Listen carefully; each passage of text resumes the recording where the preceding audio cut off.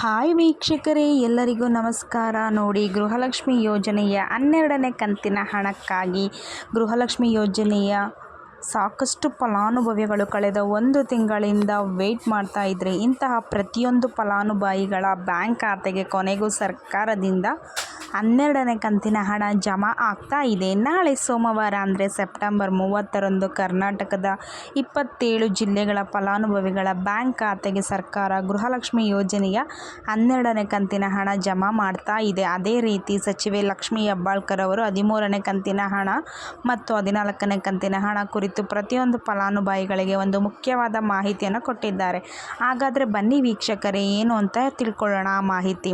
ಮೊದಲು ಈ ನನ್ನ ವಿಡಿಯೋನ ಕೊನೆಯದಾಗಿ ನೋಡಿ, ಹಾಗೆ ನನ್ನ ಚಾನಲ್ನ ಯಾರೆಲ್ಲ ನೀವು ಸಬ್ಸ್ಕ್ರೈಬ್ ಮಾಡ್ಕೊಂಡಿಲ್ಲ ಹಾಗೆ ಸಬ್ಸ್ಕ್ರೈಬ್ ಮಾಡಿಕೊಂಡು ಪ್ರತಿಯೊಬ್ಬರು ಕೂಡ ನನ್ನ ಚಾನಲ್ನ ಯಾರಿಗೆ ಗೃಹಲಕ್ಷ್ಮಿ ಯೋಜನೆ ಬಂದಿಲ್ಲ ಅಂಥವರಿಗೆ ಈ ಮಾಹಿತಿಯನ್ನು ಶೇರ್ ಮಾಡಿ ಅಂತ ಹೇಳ್ತಾ, ಬನ್ನಿ ಸ್ನೇಹಿತರೆ, ಪ್ರತಿನಿತ್ಯವೂ ಕೂಡ ಗೃಹಲಕ್ಷ್ಮಿಯ ಯೋಜನೆಯ 12ನೇ ಕಂತಿನ ಹಣಕ್ಕಾಗಿ ವೆಯ್ಟ್ ಮಾಡ್ತಾ ಇದ್ರಿ. ಈ ಹಿಂದೆ ಸಾಕಷ್ಟು ಸಲ ಸರ್ಕಾರ ಗೃಹಲಕ್ಷ್ಮಿ ಯೋಜನೆಯ ಹಣನ ನಾವು ಜಮಾ ಮಾಡ್ತೀವಿ ಅಂತ ಮಾಹಿತಿಯನ್ನು ಕೊಟ್ಟಿದ್ರು. ಆದರೆ ಫಲಾನುಭವಿಗೆ ಯಾವುದೇ ರೀತಿಯ ಒಂದು ಹಣ ಜಮಾ ಆಗಿರಲಿಲ್ಲ.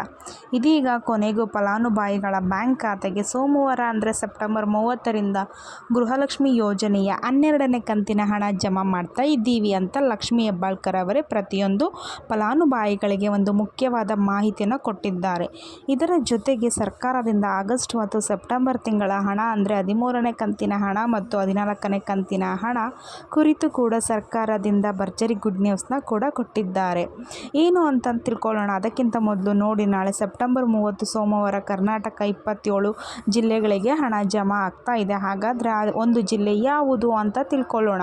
ಮೊದಲಿಗೆ ವೀಕ್ಷಕರೇ, ಬಾಗಲಕೋಟೆ, ಬೆಂಗಳೂರು ನಗರ, ಬೆಂಗಳೂರು ಗ್ರಾಮಾಂತರ, ಬೆಳಗಾವಿ ಹಾಗೂ ಬಳ್ಳಾರಿ, ಬೀದರ್, ವಿಜಯನಗರ, ಚಾಮರಾಜನಗರ, ಚಿಕ್ಕಬಳ್ಳಾಪುರ, ಚಿಕ್ಕಮಗಳೂರು, ಚಿತ್ರದುರ್ಗ, ದಕ್ಷಿಣ ಕನ್ನಡ, ದಾವಣಗೆರೆ, ಗದಗ, ಕಲಬುರಗಿ, ಹಾಸನ, ಹಾವೇರಿ, ಕೊಡಗು, ಕೋಲಾರ, ಕೊಪ್ಪಳ, ಮಂಡ್ಯ, ಮೈಸೂರು, ರಾಯಚೂರು, ರಾಮನಗರ, ಶಿವಮೊಗ್ಗ, ತುಮಕೂರು, ಉಡುಪಿ, ಉತ್ತರ ಕನ್ನಡ, ಯಾದಗಿರಿ ಮತ್ತು ಬಿಜಾಪುರ ಈ ಜಿಲ್ಲೆಯ ಪ್ರತಿಯೊಂದು ಫಲಾನುಭವಿಗೂ ಸರ್ಕಾರ ಗೃಹಲಕ್ಷ್ಮಿ ಯೋಜನೆಯ 12ನೇ ಕಂತಿನ ಹಣನ ನಾಳೆ ಸೆಪ್ಟೆಂಬರ್ 30 ಅಂದರೆ ಸೋಮವಾರ ಜಮಾ ಮಾಡಲಾಗ್ತಾ ಇದೆ.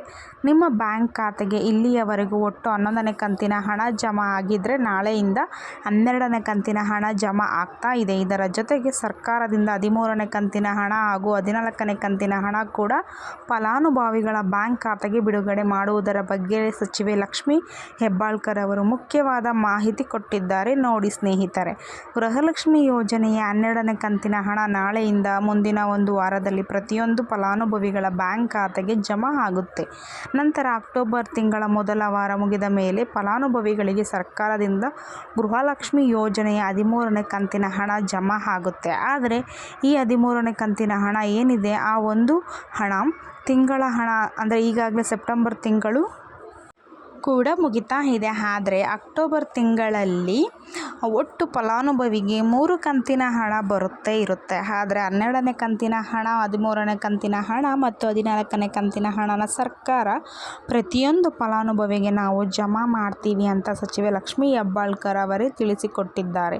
ಯಾವುದೇ ಕಾರಣಕ್ಕೂ ಗೃಹಲಕ್ಷ್ಮಿ ಯೋಜನೆಯ ಒಂದು 2,000 ಹಣನ ನಾವು ಸ್ಟಾಪ್ ಮಾಡೋದಿಲ್ಲ. ಪ್ರತಿ ತಿಂಗಳು ಹೇಗೆ ಫಲಾನುಭವಿಗಳ ಬ್ಯಾಂಕ್ ಖಾತೆಗೆ ಹಣ ಜಮಾ ಆಗ್ತಾ ಇತ್ತು, ಅದೇ ರೀತಿ ನಿಮ್ಮ ಬ್ಯಾಂಕ್ ಖಾತೆಗೂ ಹಣ ಜಮಾ ಆಗುತ್ತೆ. ಕೆಲವೊಂದು ಸಮಸ್ಯೆಗಳಿಂದ ಸರ್ಕಾರ 12ನೇ ಕಂತಿನ ಹಣ ಜಮಾ ಮಾಡಿರಲಿಲ್ಲ. ಆದರೆ ಮುಂದಿನ ದಿನಗಳಲ್ಲಿ ಪ್ರತಿಯೊಂದು ಫಲಾನುಭವಿಗಳು ಪ್ರತಿಯೊಂದು ತಿಂಗಳ ಹಣನ ಪಡ್ಕೋತೀರಾ. ಈಗಾಗಲೇ ಗೃಹಲಕ್ಷ್ಮಿ ಯೋಜನೆಯಲ್ಲಿ ಸುಮಾರು 1,23,00,000 ಫಲಾನುಭವಿಗಳು ಸುಮಾರು 2 ಲಕ್ಷ ಫಲಾನುಭವಿಗಳಿಗೆ ಒಂದು ಹೆಸರನ್ನು ತೆಗೆದಿದ್ದಾರೆ. ಆದರೆ 2 ಲಕ್ಷ ಫಲಾನುಭವಿಗಳಿಗೆ ಗೃಹಲಕ್ಷ್ಮಿ ಯೋಜನೆಯ ಹಣ ಬರೋದಿಲ್ಲ ಅಂತ ತಿಳ್ಕೊಟ್ಟಿದ್ದಾರೆ. ಉಳಿದ 1,21,00,000 ಫಲಾನುಭವಿಗಳಿಗೆ ಖಂಡಿತವಾಗಿಯೂ ಗೃಹಲಕ್ಷ್ಮಿ ಯೋಜನೆಯ ಈ 3 ಕಂತಿನ ಹಣ ಬರುತ್ತೆ. ಒಟ್ಟು ಫಲಾನುಭವಿಗಳಿಗೆ ಅಕ್ಟೋಬರ್ ತಿಂಗಳಲ್ಲಿ 6,000 ಹಣನ ನಾವು ಜಮಾ ಮಾಡ್ತೀವಿ ಅಂತ ಸಚಿವೆ ಲಕ್ಷ್ಮೀ ಹೆಬ್ಬಾಳ್ಕರ್ ಅವರು ಒಂದು ಭರವಸೆಯನ್ನು ಕೊಟ್ಟಿದ್ದಾರೆ. ಅದೇ ರೀತಿ ಗೃಹಲಕ್ಷ್ಮಿ ಯೋಜನೆಯ ಈ 3 ಕಂತಿನ ಹಣ ನಿಮ್ಮ ಬ್ಯಾಂಕ್ ಖಾತೆಗೆ ಬರಬೇಕು.